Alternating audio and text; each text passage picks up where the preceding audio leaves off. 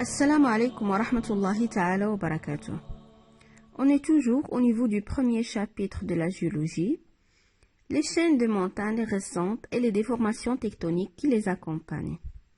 On a vu précédemment une introduction, les caractéristiques des chaînes de subduction, les caractéristiques structurales et géophysiques, les caractéristiques tectoniques et pétrographiques, et on a vu aussi l'origine du magma dans les zones de subduction. Dans cette nouvelle vidéo, on va voir les étapes de formation des chaînes de subduction. Comme on a déjà dit que les chaînes de subduction, ils se forment dans les zones de convergence, suite à un rapprochement et suite à un enfouissement d'une plaque qui est océanique sous une autre plaque qui est continentale. On a pris l'exemple de la cordillère des Andes qui fait intervenir deux plaques, une plaque océanique appelée la plaque de Nazca et une autre plaque qui est continentale appelée la plaque sud-américaine ou bien la plaque d'Amérique du Sud.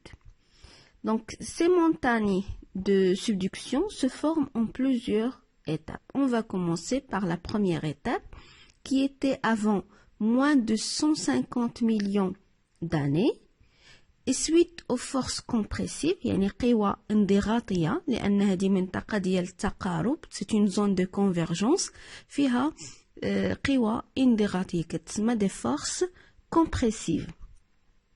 Donc suite à ces forces compressives il y a enfouissement de la plaque océanique qui est la plaque Nazca qui est une plaque plus dense sous la plaque LIHIA continentale sud-américaine.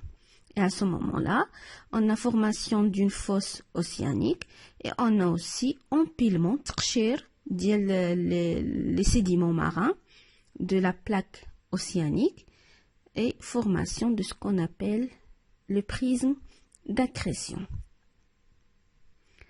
Avant 60 millions d'années, on a toujours les forces compressives qui continuent et on a l'enfouissement de la plaque océanique continue toujours et lors de cet enfouissement, il y a changement et variation de la pression et de la température. يعني الصخور ديال هاد la croûte océanique غادي تتعرض لتغير في درجة الحرارة والضغط اللي غيخلي أن الصخور ديالها تفقد الماء.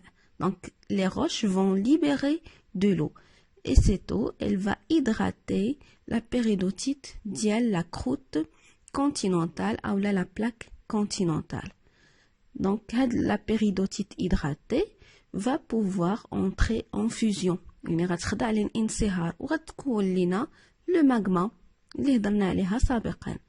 Donc, le magma d'où la présence ديال un volcanisme donc مجموعة ديال les volcans غادي تكونوا هنا اللي كيتعتبر un volcanisme andésitique.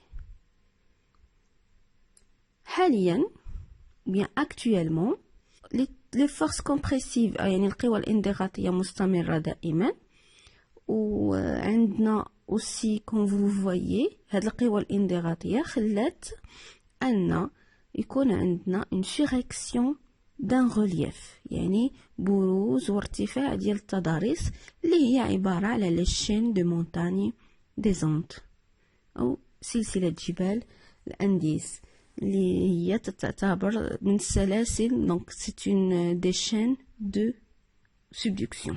En récapitulation ما نساوش أن هاد les forces compressives qui تسببوا في ظهور les plis et les failles inverses.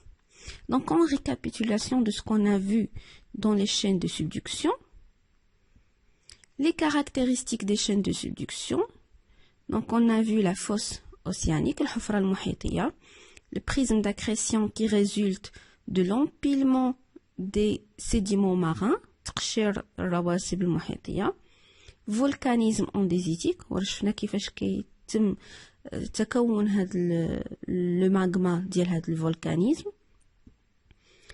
présence des foyers sismiques بؤر زلزالية اللي هي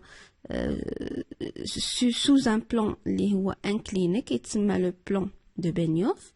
Présence d'anomalies thermiques, je fais 2 anomalies thermiques positives au niveau de l'arc volcanique et anomalies thermiques liées négatives au niveau de la fosse océanique. Présence de 2 types de roches, l'andésite et le granodiorite, les sont des roches magmatiques, ou présence des plis et des failles inverses. Les plis et les failles inverses, ils témoignent de la présence des forces compressives. يعني كانت قوى انضغاطية اللي ادت لهاد les déformations التشوهات التكتونية. Je vous remercie pour votre attention. Attendez la prochaine vidéo, Inch'Allah.